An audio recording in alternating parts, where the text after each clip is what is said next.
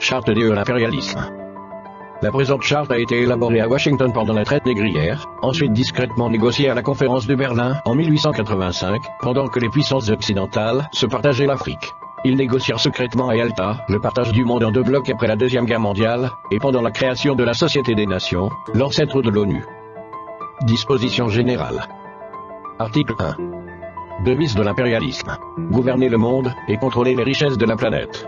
Notre politique est de diviser pour mieux régner, dominer, exploiter et piller pour remplir nos banques, et faire d'elles les plus puissantes du monde. Article 2. Aucun pays du tiers-monde ne constitue un État souverain et indépendant. Article 3.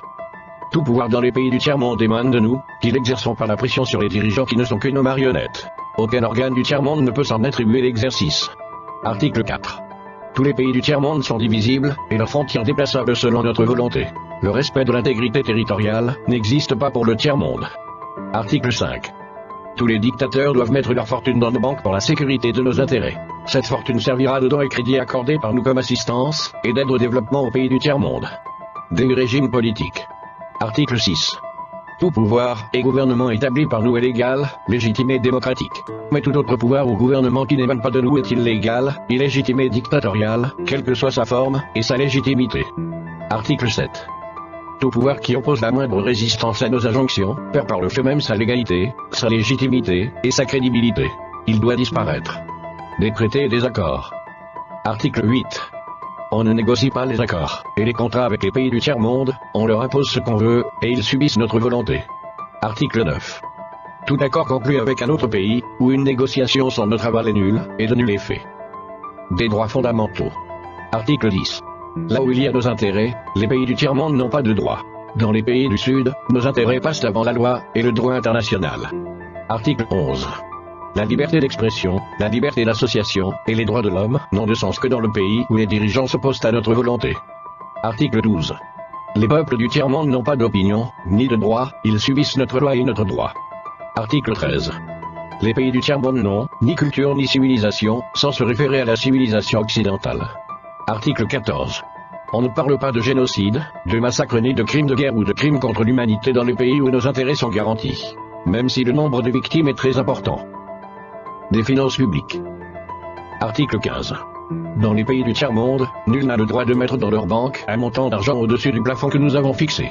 Lorsque la fortune dépasse le plafond, on la dépose dans l'une de nos banques pour que les bénéfices retournent sous forme de prêts ou d'aide économique au développement en espèces ou en nature.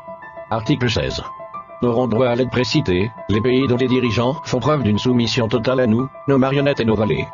Article 17.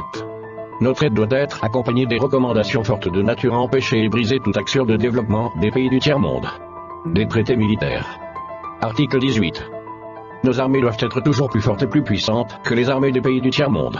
La limitation et l'interdiction d'armes des destructions massives ne nous concernent pas, mais s'imposent aux autres. Article 19.